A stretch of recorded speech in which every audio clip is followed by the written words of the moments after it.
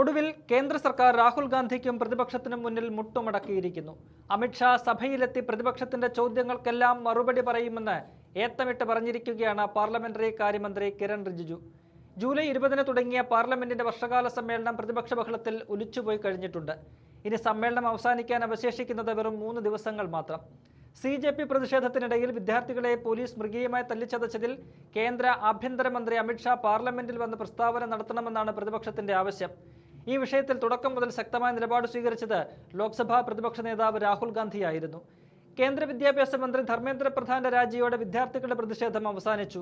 എന്നാൽ അവരെ തല്ലിച്ചതച്ചതിൽ ഉത്തരവാദികളായവരെ കൊണ്ട് മറുപടി പറയിച്ചേ അടങ്ങൂ എന്ന കർശന നിലപാടാണ് രാഹുലും പ്രതിപക്ഷവും സ്വീകരിച്ചത്. ഈ ആവശ്യത്തിൽ ഇന്ന് വരെയുള്ള സഭാ സമ്മേളനം തടസ്സപ്പെടുകയായിരുന്നു. ഇതോടെയാണ് ഇന്ന് ലോക്സഭയിൽ മന്ത്രി റിജിജു പ്രതിപക്ഷത്തിന്റെ ആവശ്യം അംഗീകരിക്കുന്നു എന്ന് വ്യക്തമാക്കിയത്. ഇന്ന് പാർലമെന്റിൽ അമിത്ഷായുടെ പേരിൽ ബില്ലുകൾ ലിസ്റ്റ് ചെയ്തിരുന്നതാണ്. എന്നാൽ പ്രതിപക്ഷത്തിന്റെ നിലപാടിൽ അയവില്ലെന്ന് തിരിച്ചറിഞ്ഞതോടെ മന്ത്രി ബിൽ അവതരിപ്പിക്കാൻ എത്തിയില്ല. പകരം ആഭ്യന്തര സഹമന്ത്രി നിത്യാനന്ദ റായിയാണ് കേരളത്തിന്റെ പേര് കേരളം എന്ന് മാറ്റാനുള്ള ബിൽ അവതരിപ്പിച്ചത്. വരുന്ന ദിവസങ്ങളിൽ FCRA ഭേദഗതി ബിൽ അവതരിപ്പിക്കാൻ സർക്കാർ ആലോചിക്കുന്നുണ്ട്. ഇതും അമിത്ഷായാണ് അവതരിപ്പിക്കേണ്ടത്. ഈ നിലയ്ക്ക് പോയാൽ അതും നടക്കില്ല. ഇതോടെ പ്രതിപക്ഷത്തിനു മുന്നിൽ മുട്ടുമടക്കാതെ BJPക്ക് രക്ഷയില്ലാതായി. വിദ്യാർത്ഥികളെ ആക്രമിച്ച സംഭവത്തിൽ സഭയിൽ ചർച്ചയാകാമെന്ന നിലയിലേക്ക് BJP എത്തിയിട്ടുണ്ട്. വിഷയം വിശദമായി ചർച്ച ചെയ്യാമെന്നും അമിത്ഷാ പ്രതിപക്ഷത്തിന്റെ എല്ലാ ചോദ്യങ്ങൾക്കും മറുപടി നൽകുമെന്നും മന്ത്രി വ്യക്തമാക്കുന്നു. എന്നാൽ ആദ്യം അമിത്ഷാ സഭയിൽ വരട്ടെ, എന്നിട്ട് പ്രതിഷേധം അവസാനിപ്പിക്കാമെന്നതായിരുന്നു പ്രതിപക്ഷത്തിന്റെ നിലപാട്. ഇതോടെ ഉച്ചയ്ക്ക് ശേഷവും ഇരുസഭകളും ഇന്ന് സ്തംഭിക്കുന്നതാണ് കണ്ടത്. മന്ത്രി കിരൺ റിജിജു ഇന്ന് സഭയിൽ നടത്തിയ പ്രതികരണം കാണാം. മാനനീയ സഭാപതി G,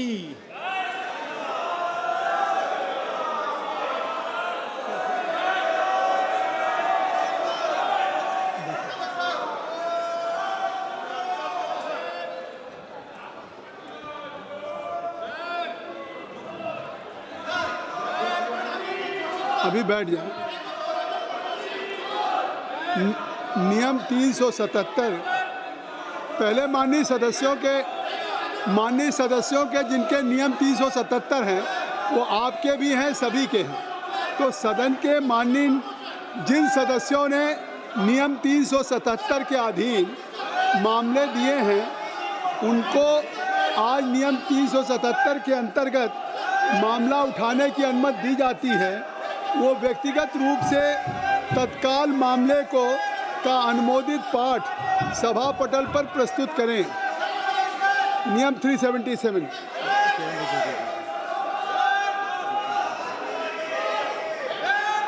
parliamentary affair minister.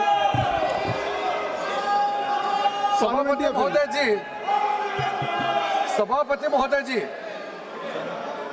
Congress party और राहुल गांधी जी पहले दिन से ये मांग कर रहे थे कि गृह मंत्री अमित शाह जी को स्टेटमेंट देना चाहिए।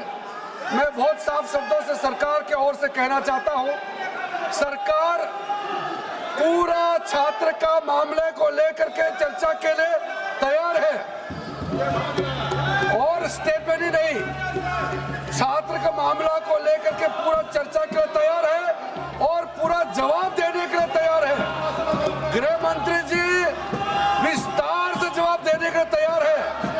मैं अनुरोध करता हूं कांग्रेस पार्टी और इनको कि गृह मंत्री जी का जवाब के समय डरना नहीं है, भागना नहीं है, पूरा सुनना पड़ेगा। मैंने बिजनेस एडवाइजरी में भी सार्वजनिक वहां सबके सामने में कह दिया है कि सरकार छात्र को लेकर के पूर्ण रूप से विस्तार से चर्चा के लिए तैयार है और पूरा जवाब देने के लिए तैयार है।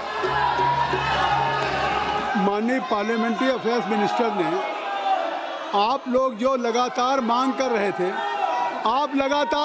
अखिलेश यादव जी सुन लीजिए, अखिलेश जी सुन लीजिए, इधर सभी शांतिपूर्वक बैठे हुए हैं, आप सुन लीजिए। अगर माननीय संसदीय कार्य मंत्री जी कह रहे हैं कि माननीय गृह मंत्री जी इस सदन में चर्चा का उत्तर देने के लिए तैयार हैं, तो कृपया मैं अनुरोध करूंगा, आप सभी से रिक्वेस्ट करूंगा कि कृपया सदन को व्यवस्थित करें, सदन की कार्रवाई को चलाने दें।